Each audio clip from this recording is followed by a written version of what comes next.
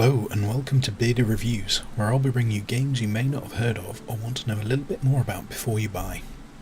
Today we're going to be taking a look at Against the Storm, which is currently in early access. And also a quick note, the delightful publisher Hooded Horse provided me with a free key for this game. Against the Storm is a roguelike city builder, where you'll take on the role of Viceroy to the Queen. You may be thinking, Viceroy? That sounds very special. Do I get a pointy hat? Your own office? Or perchance a shinier name tag? Armed with this very formal title, you're tasked to venture forth beyond the safety of the smouldering city, the last remnant of civilization, in order to build settlements. Because that civilization needs stuff. All kinds of stuff. Food, clothes, tools, essential things. Wine, incense, beer. It's essential, okay? We need it for when we're cooped up in the city during the storm. Do not question your queen. Now you may be wondering, why doesn't everyone just head out of the city if there's a world of valuable stuff out there? Well, that's because of a niggling, small, barely worth mentioning problem. The Blightstorm.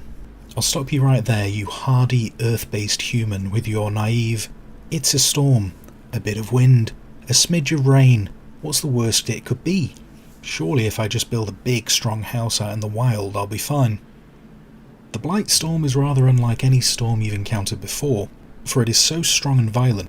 It doesn't just rip apart your nicely manicured gardens and uproot the odd tree. Oh no, this storm will rip up all the trees, your house, your family pets, the very ecosystem. The Blightstorm changes the landscape to be unrecognisable. It's so powerful, it changes the very biomes around you. This cycle between storms is part of the roguelike aspect of the game. You will set out, build settlements and gather resources, some of which you will send back to the Queen to keep her happy with essential stuff, before the next big storm arrives. But no matter how good your settlements are, the next big storm will eventually arrive, destroying everything you've done, forcing a hasty retreat to the warm embrace of the eternal fire in the smouldering city. It could feel futile knowing it will all be destroyed. Is it all for nothing? Absolutely not, as this is where the other half of the roguelite experience kicks in. Some of the stuff you gather on your explorations will be used to improve the smouldering city, so that after each cycle you can venture forth again, but this time with the smouldering city more capable of assisting you in form of bonuses, permanent blueprints and new game mechanics. This cycle reset means you can't approach the map in the same way you did last time, because it isn't the same map, the only constant being the city in the centre of it all. This to a degree also applies to the settlement building as well. When you start a settlement, you'll be surrounded by forests, which will vary depending on the biome. These forests will hide areas of danger and lucrative resources. You just won't know which until you chop your way through them. The game will keep you on track to make progress by the Queen giving you orders to complete. These orders can range from expanding aspects of your settlement to sending resources back to her. When you complete orders, you gain favour. Sounds simple, except that the Queen is rather impatient, which she can be forgiven for, I suppose, as there is a giant world-changing storm on the way. Gain enough favour before she becomes too impatient. That's the aim of each settlement. Now you may be thinking, surely this just means I need to learn a formula of building steps that allow me to produce all these goods and each map will become a simple walk in the park. But no, that's not right. Because for one, we're in a forest, not a park. And two, because we don't have access to the same buildings each map. This randomised access to buildings is a great and infuriating way for the game to keep you on your toes. As you gain favour, or potentially find ruins in the forest, you gain access to buildings or their blueprints. You will never have all the buildings though, which leads to a balancing act of having to choose unlocks carefully, sometimes before you can use them, based on what resources you think the map will provide. There is an extra level of complexity as some resources have production chains, which means you could choose a building and possibly never get the other building in that production chain to make it usable. This situation is rare as there are overlaps in production chains, but it does happen. You can't pin your hopes solely on finding specific things you need to work with. Instead, you need to be mindful of your biome and what you can see, because what you can see is the only thing you can guarantee you have. Also, to add on top of all those things, the people inhabiting your settlement. You have multiple races, and each race has their own set of work bonuses as well as their own specific needs. Your settlers' needs are a balancing act, because frankly, they don't want to be in the forest. They fear it, understandably by how dangerous it can be. Their fear will wax and wane in the form of the forest's hostility.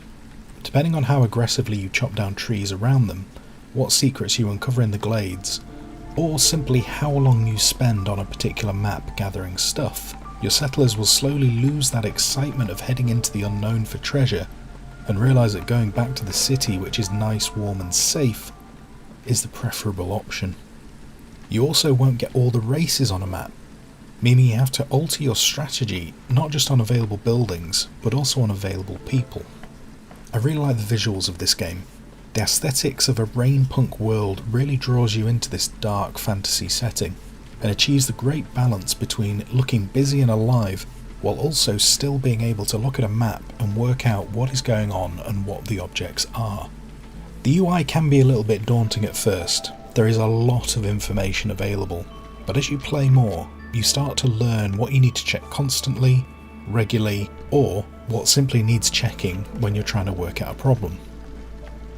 The pace of the game isn't breakneck speed by any means, but it also isn't sit back, go boil the kettle and come back later. Each settlement is on a timer of impatience, so you can't dawdle too much.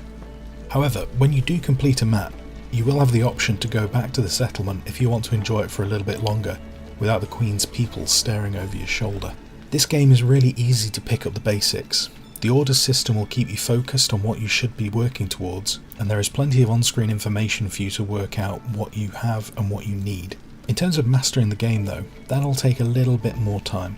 The very nature of the game means replayability is high, as you're constantly having to change your approach. Each map learning a little bit more about what you need, how far you can push the breaking point, and what you can do without. Some maps will fall together seamlessly, with building options married to resources and settlers.